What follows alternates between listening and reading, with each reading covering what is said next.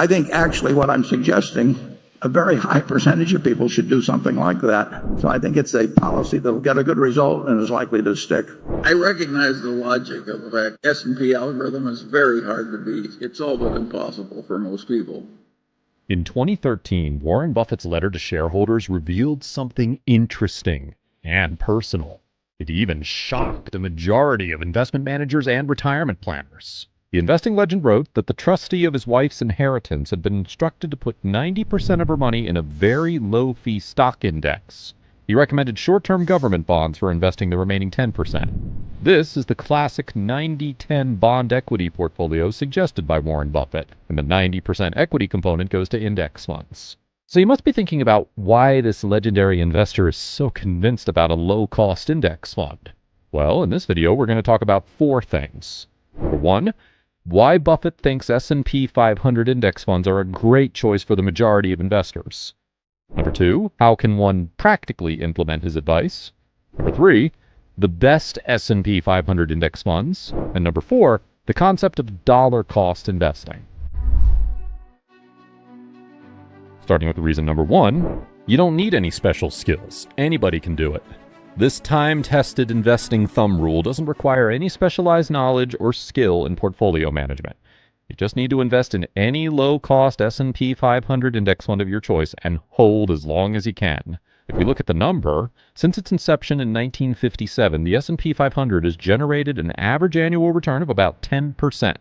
That's not at all bad. Even though the journey had its hiccups, the ones with patience won in the long run. Just to give you a context, at a 10% annualized return, investing $150 on a weekly basis can be worth $1 million in 28 years. Don't worry about the periodic ups and downs of the market. Don't panic when the market falls by 30 or even 50%. Just hold tight and keep invested for the long term. Also, remember one of Buffett's most quoted advice: be fearful when others are greedy, and greedy when others are fearful. Reason number 2, passive investing beats active investing in the long run. In a passive investing, you don't actively buy and sell stocks aggressively and frequently to beat the market. Instead, you follow a simple investing principle or rule of thumb and stick to it in the long run. Investing in an index fund is probably the most profitable passive investing technique, especially for common investors. Buffett advises, keep things simple and don't swing for the fences. When promised quick profits, respond with a quick no. Also, the good news is that we have plenty of evidence to suggest passive investing performs better than active investing in the long run. For example, the S&P Indices versus Active Funds, or SPIVA Europe scorecard, shows 95% of active funds failed to beat the U.S. equity benchmark. Moreover, 96% of active funds failed to beat the global equity benchmark. Warren Buffett's conviction on index funds is so strong that in 2008, he placed $1 million bet against leading hedge fund managers. And, as he guessed it right, after around a decade, Buffett came out as the winner. The S&P 500 gained as much as 125.8% between 2008 and 2017. In comparison, an average active fund generated about 36.3%, less than 1/3. Want to know more about this interesting story? Let us know in the comments. Reason number 3, it's impossible to pick the perfect stocks. Even though the S&P 500 gives you an average annual return of 10%, a lion's share of this growth comes from a small number of stocks. In fact, a large number of stocks generate negative returns over a period of time. This means it's a loser's game to try to pick the perfect stocks. In 2017, economist Hendrik Bessembinder published a paper called "Do Stocks Outperform Treasury Bills?"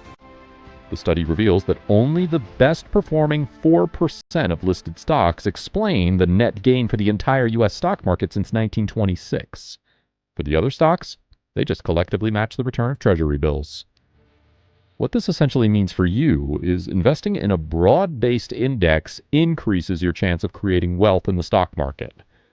For the non-professional investors, who are the majority, Buffett's advice is own a cross-section of businesses that, in the aggregate, are bound to do well. Reason number 4, index funds have a huge cost advantage. Actively managed funds involve higher transaction costs and fees. All those frequent buying and selling of stocks and rejigging of portfolios can increase transaction costs significantly. In Buffett's own words, costs skyrocket when large annual fees, large performance fees, and active trading costs are all added to the active investor's equation.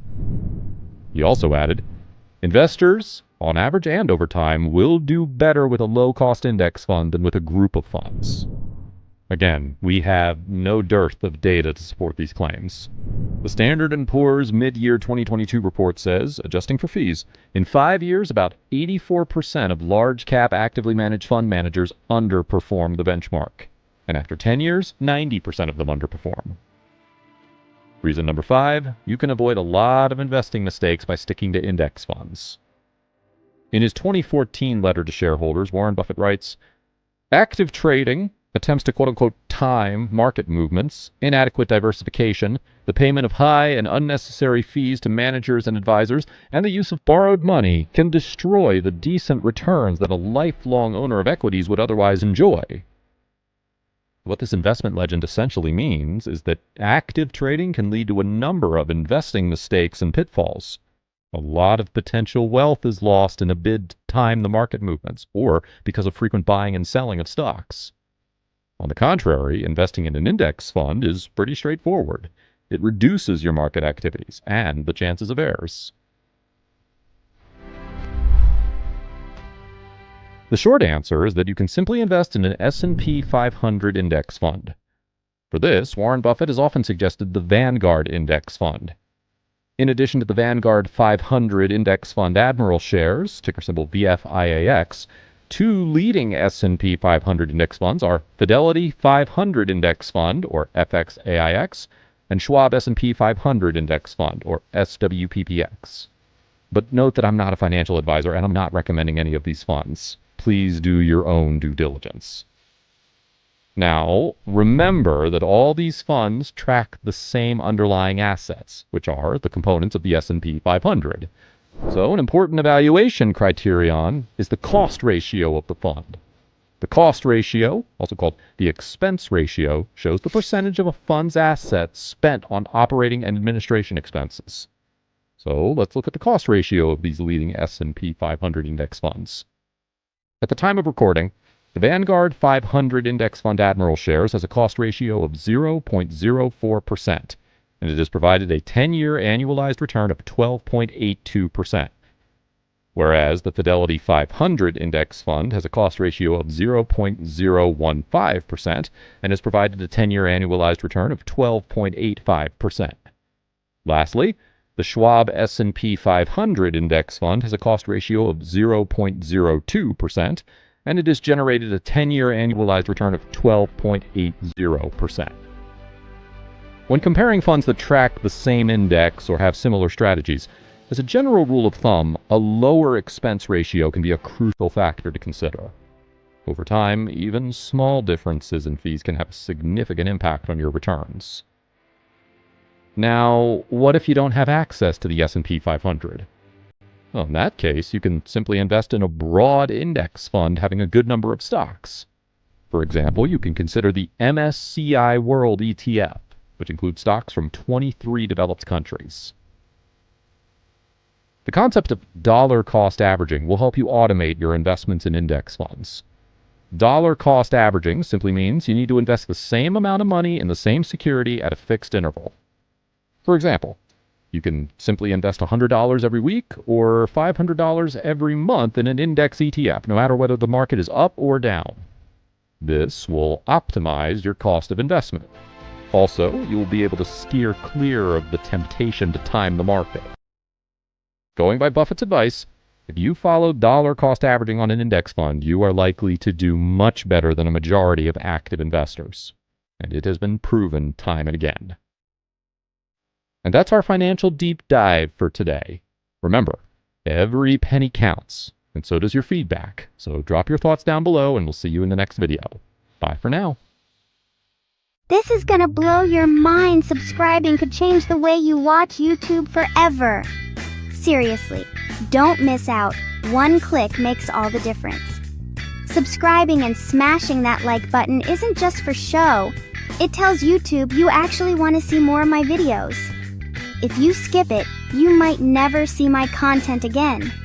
So don't let FOMO get you. Hit subscribe, like this video, And let's make sure you're always in the loop. Trust me, you won't want to miss what's coming next.